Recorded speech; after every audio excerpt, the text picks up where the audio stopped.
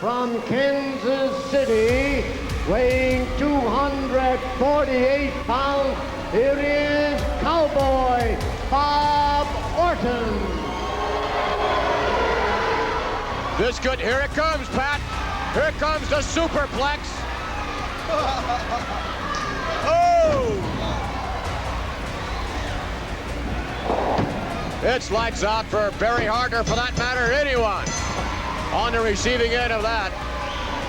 In the spring of 1982, Bob Orton Jr. is quickly being built up in the WWF. Not only is Orton Jr. being built well, but his finishing move, the Superplex, is being made to look like a strong, dangerous finisher. Boy, SD is not playing. He's got him on Weird Street.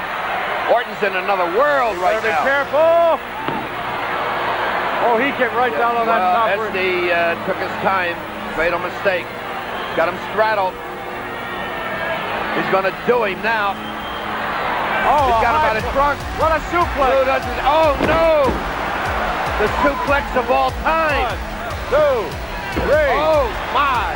Yeah, I know that. I've known that for a long, long time. Are you from a wrestling family, Bob? Yeah. Who's your dad? Of course, I've been wrestling for years. Yep. Bob Orton Sr. Yes. My dad was one of the greatest wrestlers these people have ever seen, and I'm 5 times.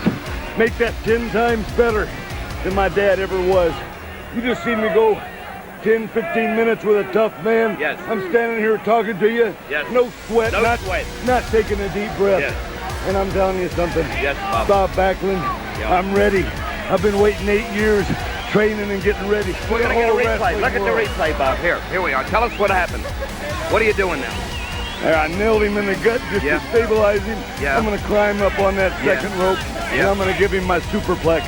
No man has ever come back from this. Superplex. What's the superplex? Well, you watch right there. All right. You see that? I see it. Boom, Daddy. And it's all she wrote. The next gone, I win. When I do that to Backlund, I'm the world's heavyweight wrestling champion. Orton has his sights set on the world champion. Not tonight. These guys have similar backgrounds, collegiate football players, and great competitors. Oh! Look at that, look at that. You ever see a guy take another, oh! The world of darkness. Oh, man. When Bob Orton Jr. got his shot at Backlund and the title, the Superplex became a big part of the match. What a beating Backlund's taking now. Uh-oh. Here is Superplex. Now he's going for the Superplex. He's setting him up for it. He's setting him up for the Superplex. Maybe, I don't know. I don't think he's going to pull it off. It's a headbutt by Backlund on Orton. He's down, Orton goes. Now back up, and I'll tell you. How's that for him flying? He's over and out again. Into the head by woo! The champion lost the match by countout. Things would get even harder for the champ Backlund when Lou Albano would push his man Jimmy Snuka to get a shot at the title. Backlund was already dealing with injuries from Blackjack Mulligan earlier in the spring, and then Snuka tried to injure Backlund's ribs with his splash. Lou Albano last week, Bob Backlund, claimed that it was one of his the proudest moments that he's ever had in professional wrestling to witness you being carried out unconscious on a stretcher from a ring in Madison Square Garden, knowing that his man did the damage. And I think with that in mind, Mr. Albano feels it's just a matter of time when Superfly gets his hands on you one more time. Yeah, Vince, you know, in that match, I saw what Jimmy Superfly Snuka was doing to Arnold Skull, and I just went wild. I didn't want nobody hurting my manager. They can come after and try to hurt me, but my manager's there just sitting there and not minding their own business, and I just kind of fleeked out. But by golly, now I got these bad ribs, and I don't know if they're going to be 100%. I'm probably going to be a lot of pain when I get into that ring in Madison Square Garden. But like I said last week, I'm not letting my family down. I'm not letting my kids down. I'm not letting none of those fans down. I'm going to do my darndest to defeat this man, and I know he's going to maybe try to go after those ribs. ribs because he knows they'll hurt.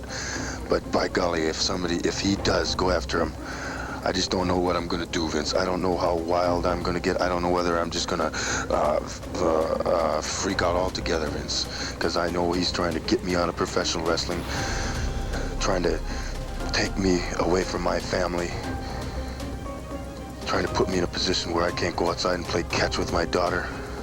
I can't help her out on a trampoline. She wanted me to spot her on a trampoline the other day. And I couldn't help her.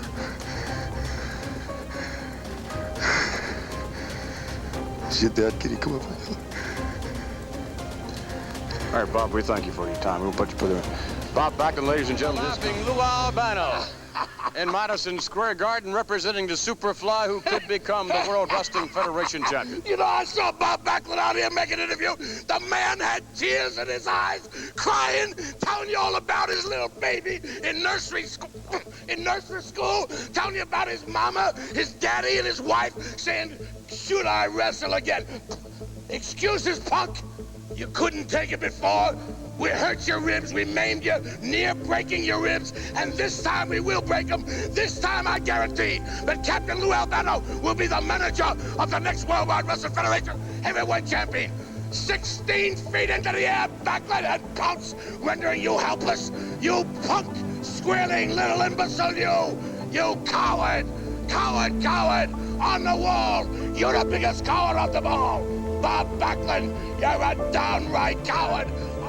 Many things happened to you during your reign as champion, some 4 years now. It has not always been an easy reign, to say the least, but would you please recount to the fans what was going on in your mind after the initial appearance of you and Superfly Snuka, when Mr. Snuka leaped from the top rope, crushing your ribs, and for the first time in your career, you were carried from the ring on a stretcher. I wonder if you would recount what was on your mind at that time. Well, Vince, when I was laying there, I didn't dare take a deep breath because those ribs were pushing into my lungs so hard, and I just wouldn't dare expand them because there was so much pain. But when I got laid on that stretcher and they were carrying me out, I started fighting it because I didn't want to be embarrassed. That Saturday night, Backlund's ribs should be 100% healed. Well, Backlund's ribs would be 100% healed, but they were healed before, and it makes no difference. We're not looking for an excuse or an easy way out to beat Bob Backlund. We take it for granted. We know that Bob Backlund is a tough champion, a great champion, but we are thoroughly trained, thoroughly ready, thoroughly prepared. I film all matches in entirety, and Jimmy Snuka has more than proved himself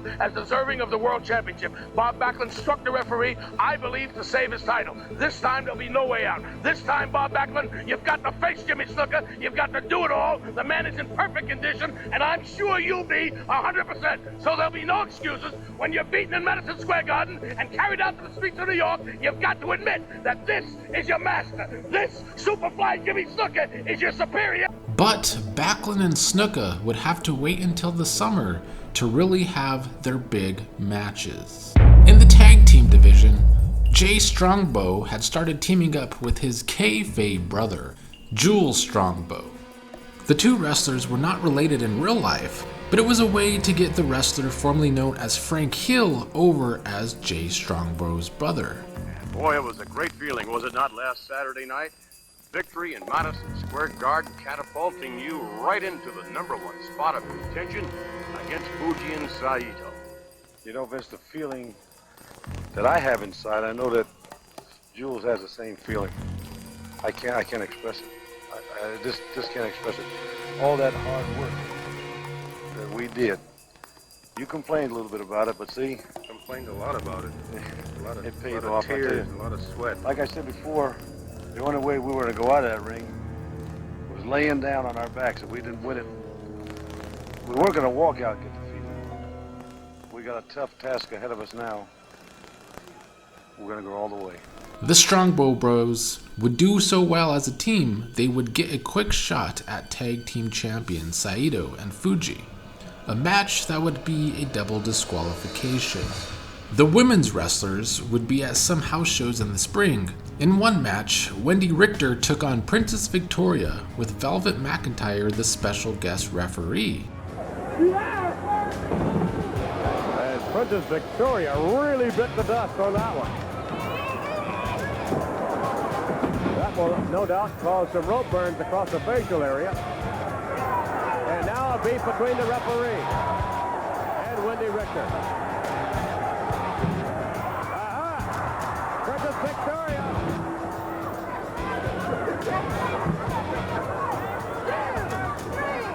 Wendy Richter working on the midsection again, having more problems with Velvet McIntyre, the referee. Richter would piss off referee McIntyre to her own detriment.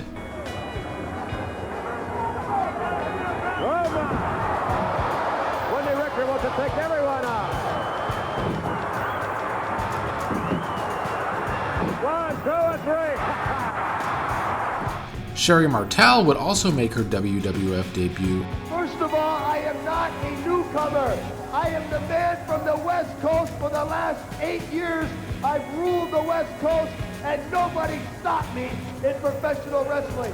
Now, I retired as the champion of the West Coast, and I've got a film that I'm going to show in the future of a belt that I took and I drove to the highest bridge in Portland, Oregon, and I pitched the championship belt into the river, and I retired it because nobody could defeat me.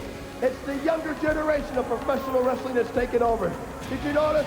The match was The Wiz, and I came out smelling like a rose. The Wiz and the Rose, what a combination. They even made a movie named after us, The Wiz and the Rose. You can't beat it. And don't forget the 2 Rose Bud. The Playboy is not Baxter. The Playboy is the leading machine. He's a stud. If they had sex as a sport in the Olympics, I would win a gold medal, I'm telling you right now. This guy right here, this stud, is an all-around athlete. I can score a goal on any NHL hockey goalie. I can hit a home run in any Major League Baseball park. And I can defeat any professional wrestler that steps into that square circle. And I'm talking to you, Bob Backlund. The biggest feud in the WWF in the spring of 1982, literally, was Andre the Giant and Blackjack Mulligan. That Andre the Giant is nothing less than awesome, isn't he? My goodness. He's incredible. You know, you see him a lot of time on television or in a wrestling ring, and he looks big, there's no question. But when you really find out how big he is when you stand next to him. However, there's one person, individual, that what really comes to mind, I would think, in the World Wrestling Federation now that could very well rival the size of Andre. And that's Blackjack Mulligan. He's a monster. He sure is, Vince. There's no questions about it. But still the biggest is Andre.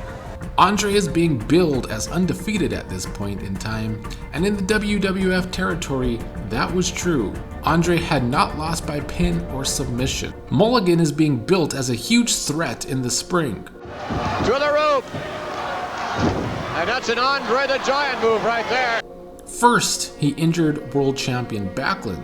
Then on TV, they started putting a red X on the screen when he would do his crushing finishing maneuver, the claw. Here comes the claw! Here comes the claw! Mulligan applying the claw hold. And Joe Perkins wastes no time at all in submission. People like you and everybody around here that I enjoy this. Can you imagine the 8th wonder of the world, Andre Giant? It was heard around the world. The Giant has fallen. Everyone is starting to look in awe now as I come into arenas. They're starting to applaud. They're starting to foam at the mouth, falling all over themselves and chairs because here comes the Giant Killer, Jack Mulligan. Now there is only one person to worship, only one person to bow down to. Andre has fallen. The 8th wonder of the world has now given way to me. Let me tell you something, everybody sitting in your living room right now. This is the greatest thing to ever happen in the history of sports. Now, Andre, you can sit up here and threaten and do everything you want to, but the damage has been done. I have been led to the greatest spectacle of all time by Freddie Blassie, and Andre, I will finish you from wrestling. It's all over. Andre the Giant, ladies and gentlemen, against Blackjack Mulligan, the Giant. Mulligan claims he is the true Giant. How do you respond to that, Andre the Giant? How come he be a true Giant? He's only 6'9". But Blackjack Mulligan. Yeah, let me interrupt you, however, yes, sir. if I may. He would be the only true giant if he can defeat you, because you, thus far undefeated, you already know what it feels like to have the iron claw slapped on you, don't you?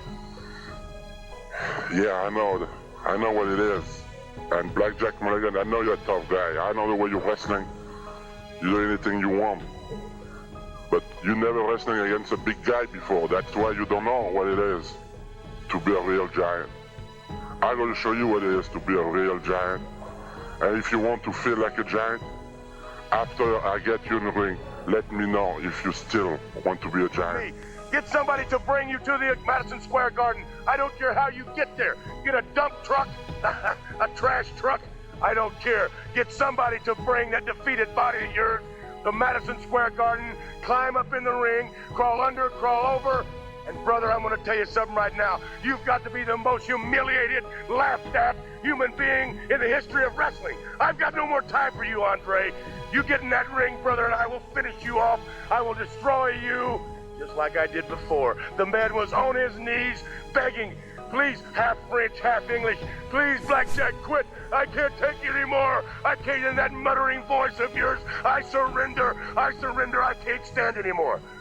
Right in front of all those thousands of people in Madison Square Garden, you will see Andre for the last time. Side headlock. Travis has a strong left hook. What happens now? They both were down. This could be it. That's 1, 2, and that's it. Okay. I am the only giant, legitimate, United States, homebred, West Texan, and that big freak idiot comes over here and beats every American. I'm ashamed of you, and I'm ashamed of you not sticking with good old American beef. Now what's going to happen here, gentlemen, is that 1, Andre the Giant has got his equal. 2, I'm a good old cornbread, homespun, cornbread, beans, potatoes, football player. I don't quit. We're taught from the grade 1 not to quit. And you see something, Andre?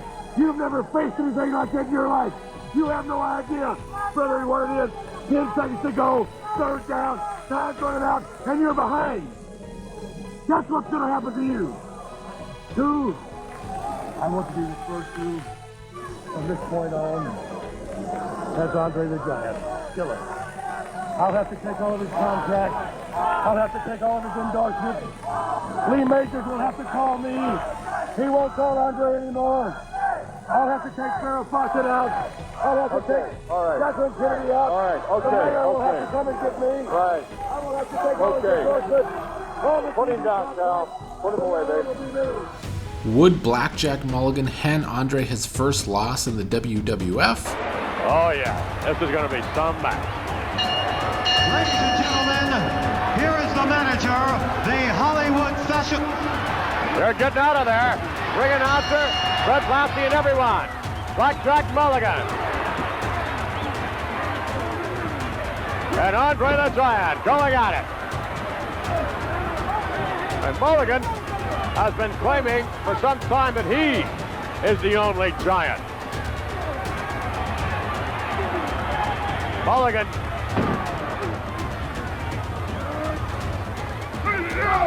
Rams the knee to the midsection, doubles over, big Blackjack. Mulligan retaliating.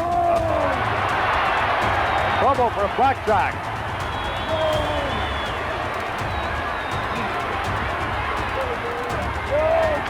Drop to it. Mulligan coming off the rope. Andre setting him up for a back body drop. Oh no, oh my goodness. Doom, Andre missing. The claw digging down into the trapezius area. Andre going down on one knee now. And if this causes Andre to go all the way to the canvas, imagine the pressure of the claw on the temples, which is exactly where Mulligan would like to apply the claw. Determined Mulligan moving back in. Again, another chop by Andre. And these two behemoths have really been going at it. Headbutt again. Andre now. Sending Mulligan to the rope, setting him up. No, missing with a kick. Coming from back to the far side. There's a claw hold. Mulligan hit. No. Oh, no. Wow. Andre out. Mulligan out as well. Mulligan ramming Andre into the ring post. There's a claw hold. Mulligan applying the claw on Andre, who is sinking down. While the match at Madison Square Garden would be a double countout. Pushes the pressure now. Mulligan hammering away on Andre. Mulligan back in. And I don't believe he got the move.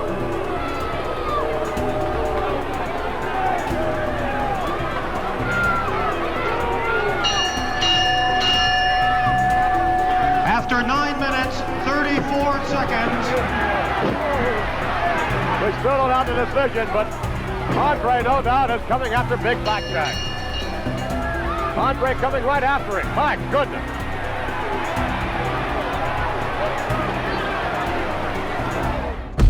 While the Andre and Mulligan feud was big, arguably one of the biggest things in wrestling history may have been happening behind the scenes in the WWF. It was towards the end of the spring of 1982 that Vince McMahon Jr. would buy the WWF territory from his father. A sale that would not just eventually change the WWF, of course, but all of pro wrestling.